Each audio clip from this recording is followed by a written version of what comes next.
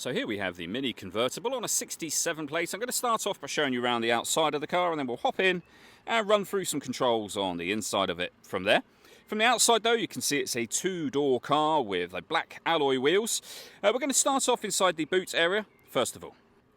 As we approach the back of the car, you can see that we've got plenty of boot space along with that 50-50 split folding rear seat should you wish to increase this space even further again.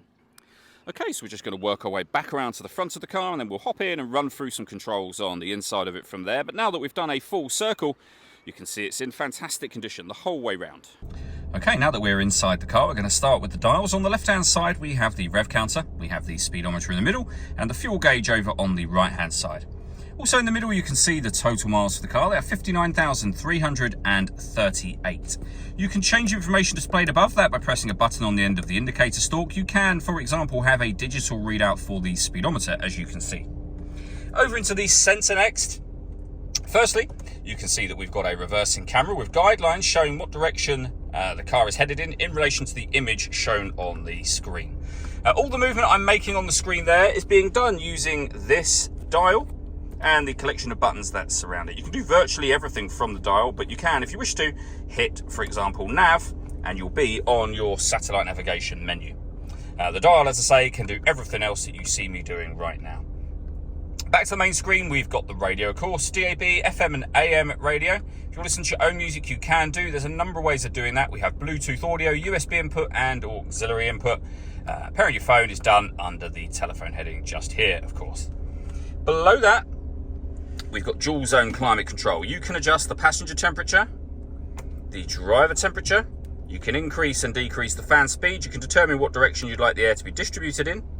And when you're happy with those settings, you can turn your air conditioning off in this case, or back on again. If we hit auto, the car will take control of the fan speed and direction of the air to maintain the temperatures that you've asked for. Press auto again, you go back to whatever setting you had that on previously. We've also got a heated driver and passenger seat, particularly useful in a convertible, of course. 3 different heat settings on each seat, as you can see. We can turn off the traction control. We can turn off the stop and start. And this button starts and stops the engine when you get in the car. You just need to make sure the key is in the vehicle with you, and then hit that button to start it. We have a 12-volt charging socket, USB and auxiliary inputs, and then your 6-speed manual gearbox. Last thing we're going to do is the roof. So there's a button up above the rear view mirror. The first pull on that button will open the sunroof section of the roof. So it will stop just here, giving you the equivalent, as I say, of a sunroof. If we pull that button again, all of the windows will go down firstly, and then the roof will fold into the top section just there, as you can see.